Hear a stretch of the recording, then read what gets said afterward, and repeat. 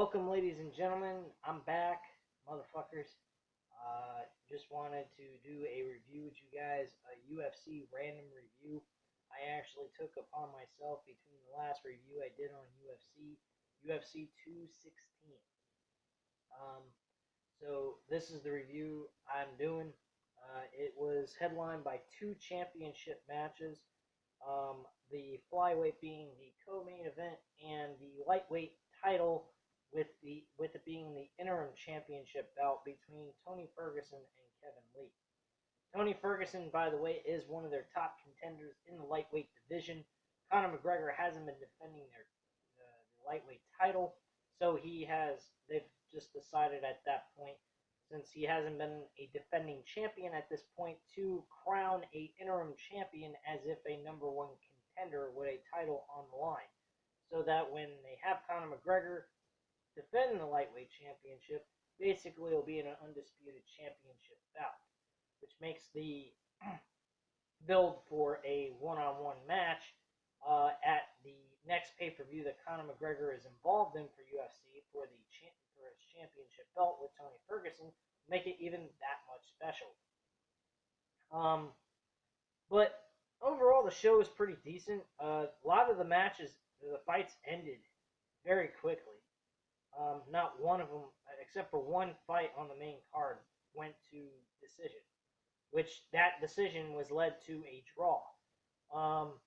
That fight was Benel Darish versus Evan Dunham. This fight was back and forth. I don't disagree with the decisions on the judges on this one.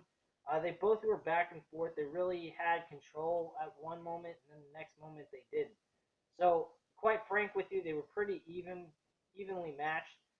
They performed very well against each other. Most of it was kicks, punches, takedowns, and control on the ground and whatnot most of the time of the fight. But at the end of the day, it was basically evenly matched, so it ended up being a majority draw.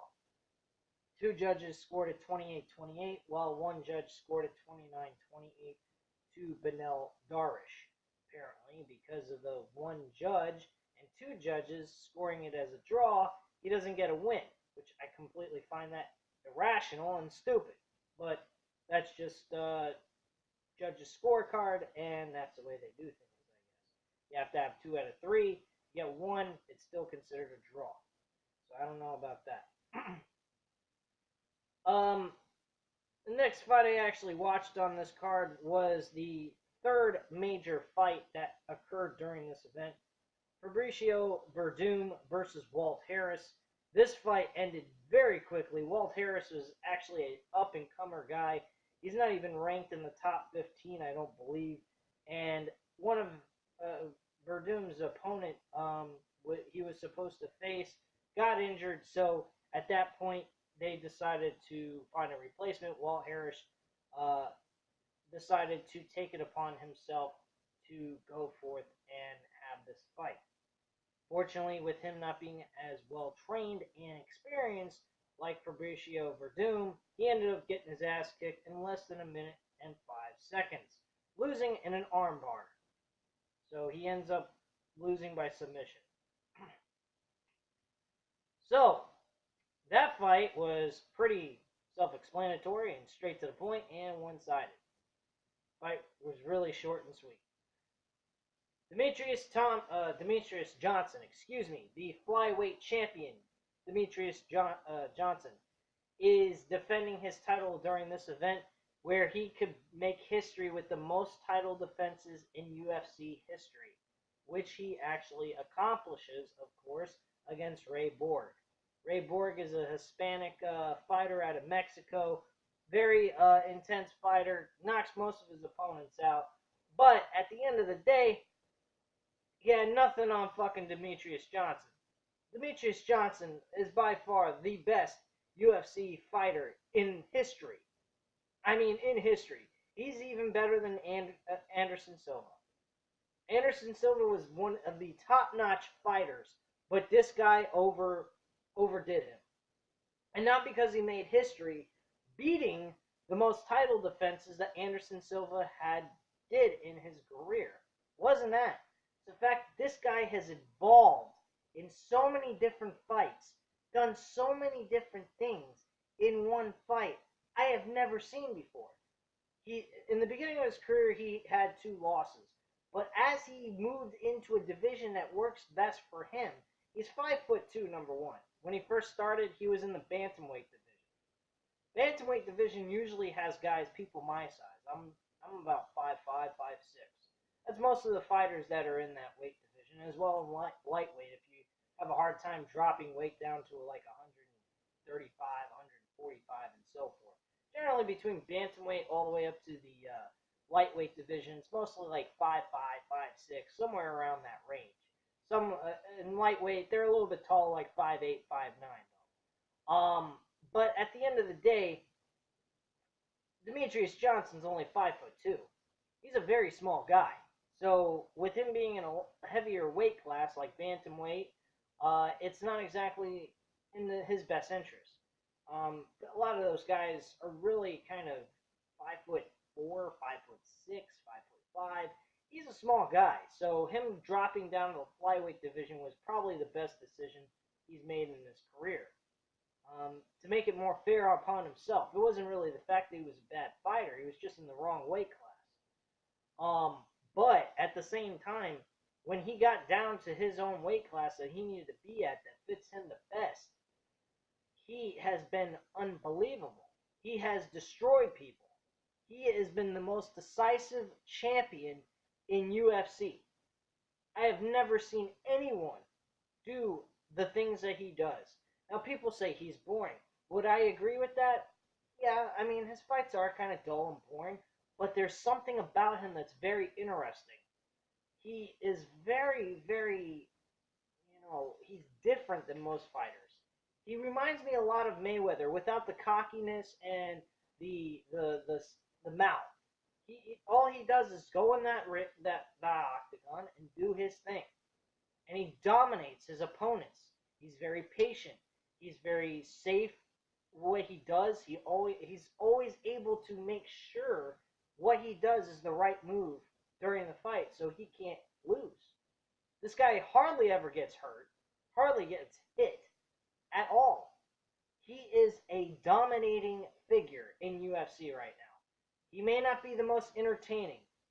He won't give you the most buy rates in a pay-per-view event. But if you are interested in the art of the science of boxing or just stand-up fight game, he's the guy. And then when you get him on the ground, he can still whip your ass. That's what he did in this fight during this event at UFC 216. He dominated Ray Borg. 100% dominated the living shit out of this poor fucker. In the 5th round, he had him so tired, he lifted him up in the air, caught his arm, and put him in an arm bar in the moment that he hit the ground and the guy submitted. I have never seen that done in any UFC event or fight in my life. This guy is one of the most by far impressive UFC fighters I have ever seen to this day. I am super impressed with the dude. I love watching him fight. It's just his fights, I have to admit, with anyone that says he's boring, I agree.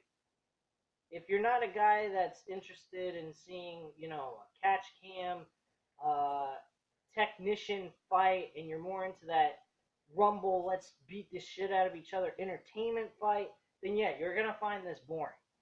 And when it comes down to realism, that is what you want to do to be entertaining.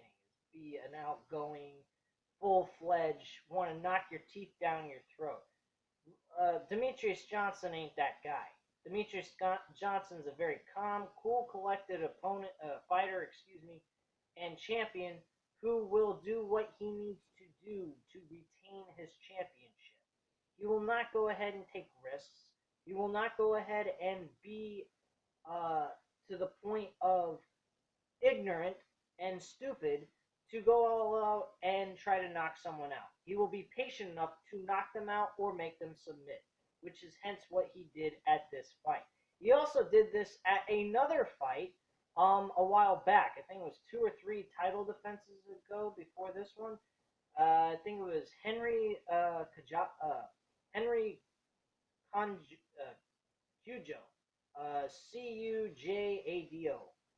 He was actually one of the fighters that was a hot up-and-comer who I thought might have had a chance against him. He was undefeated too, but he couldn't defeat him either. And eventually he put him in a submission hold and made him tap out, and that was the end of it with a few seconds left in the final round. So very impressive work by Demetrius Johnson during this event. I was impressed, and Demetrius Johnson makes history in UFC, picks up the victory with an armbar submission hold. Tony Ferguson versus Kevin Lee for the interim lightweight championship. And this will be the last thing I have to say about this UFC event because this is the main event. This fight, it was pretty good.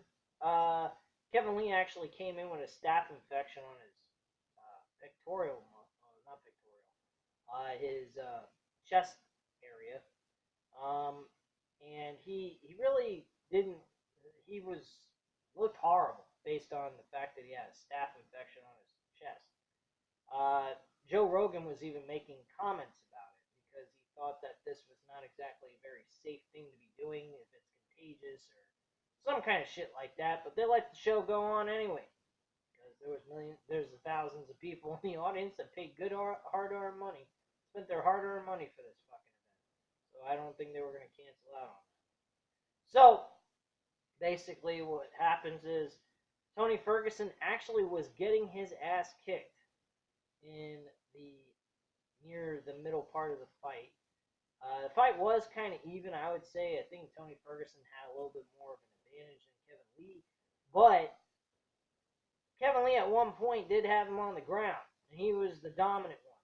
But Tony Ferguson picks up the triangle choke, and he ends up beating him for a submission. Gets himself tangled up and ends up losing the fight. That's basically the whole situation. Loses in the third round within the 4 minutes and 2 seconds of the fight. So that round was almost over, but he did not hold on and ended up losing the fight, losing the opportunity to be the interim champion. Tony Ferguson is all up for joy when he had the title wrapped around his waist by Dana White and was asked by Joe Rogan, how does it feel to be the interim lightweight champion? He said, it feels great, but there's one guy I want, and I want Conor McGregor, that motherfucker, so bring your ass in here so I can kick it all over this fucking place. He is pumped, ready to go, and this fight is going to be a good one. Tony Ferguson is definitely a top contender, a guy that I think could give Conor McGregor a run for his money. Now, Conor McGregor keeps fucking around with Mayweather. Mayweather and him already had their fight. There's been discussions about Mayweather even trying to come back to a rematch with Conor McGregor in a UFC format stage. Don't agree with that idea. Stupid fucking idea. And those rumors were shot down by Mayweather the next day. I heard this last week. So thank God for that, because watching Conor McGregor face Mayweather again is stupid, especially in a UFC octagon. There's no business for Mayweather to be there. Conor McGregor a little bit because he does have boxing experience. That's what the role of UFC involves with is boxing and other sports as well. But Mayweather being in UFC, he doesn't have any experience in wrestling, jiu-jitsu, taekwondo, submission techniques, what have you. He's completely defenseless. The only way this fight would actually work is if they fought with just the gloves that they usually wear, and they kick each other, and that's it. That's your fight. There's like a restriction on being able to tackle your opponent to the ground or clenching with them and hitting them in the face close up like they do in UFC. That's the only way this fight would actually work. So technically, you get a kickboxing match with the UFC type gloves. It's fucking pointless. So Conor McGregor, Tony Ferguson makes more sense, is believable, and I believe it would be money for Conor McGregor, Tony Ferguson, and Dana White all together. All three of them would win So that's just my opinion. Leave your comments and opinions down below. If you liked the video of the review for UFC Random Review for UFC 216, hit the like button and subscribe to the channel if you're not already subscribed. Thanks a lot, guys.